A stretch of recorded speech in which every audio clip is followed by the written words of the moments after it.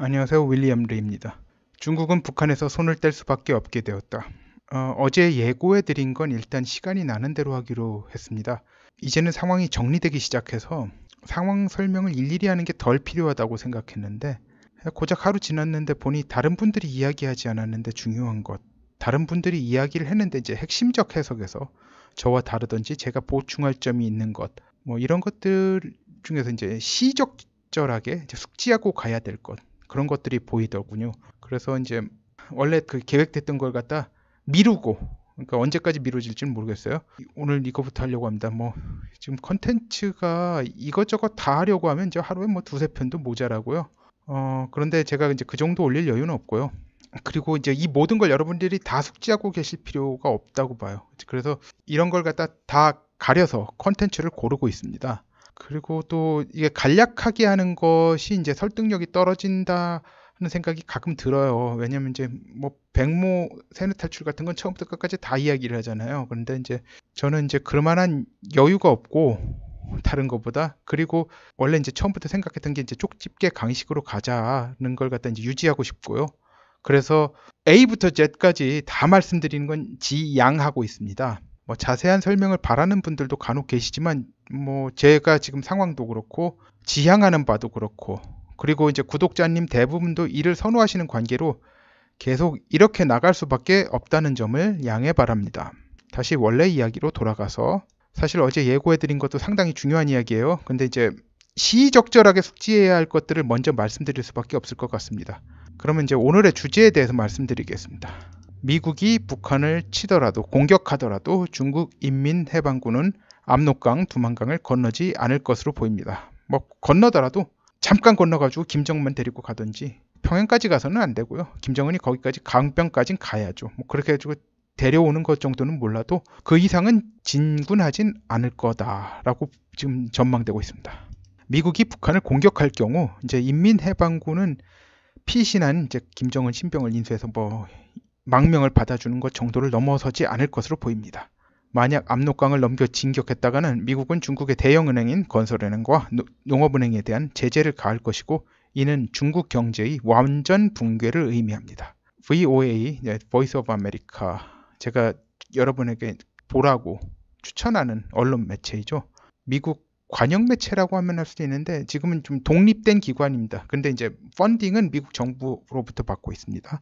근데 VOA 보도에 따르면 미국 연방하원 외교위원회 아시아 태평양 소위원회의 공화당 간사인 테드 요호 의원은 2차 미북 정상회담 합의 결렬 이후 트럼프 행정부의 북한 돈 세탁에 연루된 것으로 파악한 중국의 농업은행과 건설은행 등 두 곳을 제재해야 할 것을 제안했습니다. 이 사람이죠. 테드 요호 의원. 이제 은행 규모로 보면 세계 2위가 건설은행이고 세계 3위가 농업은행입니다. 꽤 큽니다. 그래서 이 두 은행 중 하나만 제재가 들어간다고 해도 중국 경제는 붕괴를 피할 수 없다고 봅니다.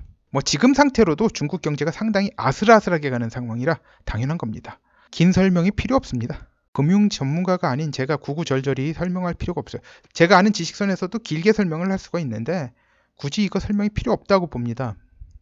쉽게 한마디로 하자면 이 두 은행에 대하여 받을 돈이 있는 전 세계 금융기관, 회사들이 다 나서서 돈을 받아내려고 일시에 나올 텐데 그러면 뭐 견뎌낼 수 있겠습니까?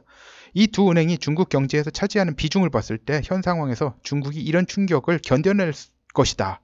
이런 충격이라고 하는 건 두 은행 중 최소 한 은행이라도 제재를 받았을 때 받는 충격을 말하는 겁니다. 이를 견뎌낼 것이라고 본다면 지나친 낙관론이라고 할 수밖에 없습니다.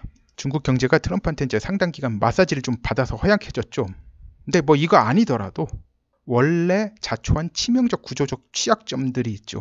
이것 때문에 이 두 은행이 이런 상황이 되는 건 중국 경제의 절대절명의 상황입니다. 위기죠. 트럼프 마사지가 없어도 그런데 트럼프 마사지 받았잖아요.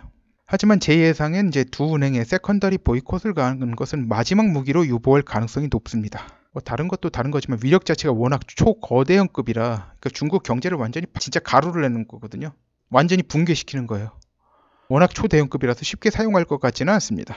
뭐 이걸 세컨더리 보이콧이고 들어간다라고 하는 얘기가 있는데, 이렇게 되면 중국이 어떻게 되겠습니까? 궁지에 몰리면 쥐도 고양이를 물 수가 있어요. 그래서 다른 방법들도 많아요. 은행을 갖다 굳이 이렇게 치지 않았더라도. 그렇지만 하여튼간 이건 대단한 위협 수단이 될 수 있습니다. 중국이 더 이상 미국의 대북 제재를 갖다 음으로 양으로 방해하는 게 생기지 않으면 이 두 은행을 무너뜨리는 일은 없으리라고 봐요. 그래서 몰라요. 한참 지난 다음엔 뭐 미국 사람들이 생각을 달리할지 모르지만 최소한 당분간은 미국의 이제 대북 제재를 갖다 음으로 양으로 이제 방해하는 걸 갖다 멈추고 완전히 그냥 항복하고 물러서면 이 두 은행을 무너뜨리기까지는 안 할 거라고 지금 생각하고 있습니다. 하지만 그렇지만 이 상태가 어떻게 되냐면 중국하고 시진핑은 숨통을 완전 미국에게 쥐인 채로 계속 가게 되는 거예요. 생생하게 이야기하자면 의사들이 있으면 메스라고 있잖아요. 그걸 갖다 이제 목 경동맥 부위에 칼이 대져 있는 상태입니다. 아니면 뭐 측두부에 총구가 대져 있는 상태. 즉 중국이 이제 김정은 정권을 연장시키는 걸 음으로 양으로 돕는 상황은 이제 종료되었다고 보면 됩니다. 김정은이 이제 미국에 항복하든지 뭐 죽든지 둘 중에 하나는 결정된 겁니다. 김정은을 갖다 몰래라도 돕는 게 이제 발각되면 바로 두 은행 중 최소 하나는 날려버릴 텐데 그럼 지금 정도로 중국이 회복하는데 최소 10년은 걸릴 거예요. 근데 그것도 미국이 도와줘야 10년이 걸릴 거예요. 이런 상황이니까 중국 입장에서 과연 이 리스크를 걸까요? 중국 입장에서 북한 지역을 미국에 넘겨주는 건 엄지발가락을 자르는 것 정도예요. 그런데 이제 경제가 허물어져서 폐허가 된다.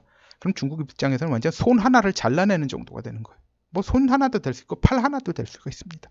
발가락 지키겠다고 손 절단을 각오하는 사람은 손 절단, 팔 절단을 각오하는 사람은 세상에서 특이한 경우를 제외하고는 소수일 겁니다. 중국이 어떤 선택을 할지 굳이 설명이 필요 없습니다. 그리고 이제 시진핑은 3년 전 군사 편제의 대규모 개편을 하면서 군내 자신의 인맥 비중을 높이고 장점인 인맥의 비중을 줄였습니다.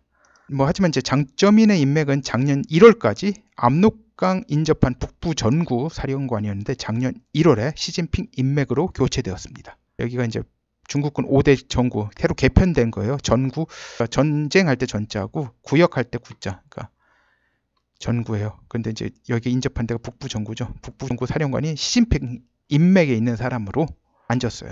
그러니까 어떤 일이 일어날까요? 많은 분들이 아시다시피 이제 장점인은 소위 중조 동맹, 즉 중국과 북한의 군사 동맹을 중요하게 생각하는 사람이에요. 당연히 장점인 인맥에 속하는 군인들도 마찬가지입니다. 근데 이제 그 인맥이 있는 사람이 갈렸죠. 시진핑 인맥이 됐죠. 만약에 이상 사태가 일어났을 때 시진핑이 가라는 명령을 하지도 않았는데 돌발 행동을 갈 가능성은 그만큼 줄어들었다고 봐야죠. 이외에 이제 러시아 측에서도 이제 좀 뭔가 이제 북한 측하고 뭔가 하려고 하는 거니까 미국 측에서 지금 경고를 주고 있어요. 쓸데없는 수작하지 말라는 군사적 시그널을 줬는데 자세한 설명은 생략하겠습니다. 약간 군사적 시위 비슷한 걸 했어요. 너네 까불면은 모스크바를 갖다 치는 그런 것도 할 수도 있다라는 건데 그것이 정확히 뭘 의미하는 건지는 그렇게 중요한 것 같지는 않습니다. 하여튼간 경고를 줬다는 것이 중요한 겁니다. 이제 미국의 대북 경제 군사 제재의 걸림돌은 하나밖에 안 남았어요. 문재인과 그 일당이죠. 그런데 이 걸림돌이 깝죽거리는 거 지금까지는 봐줬습니다. 그런데 이제 중국이 제압된 현 상황에서도 계속 봐줄까 여부는 지켜봐야 할 것 같습니다. 제가 보기엔 이제는 더 이상 봐줄 동기가 없는 것 같습니다만 미국의 내심을 알 길이 없으니 지켜봐야죠. 오늘은 여기까지 하겠습니다. 구독, 알림벨, 좋아요, 공유 부탁드립니다. 감사합니다.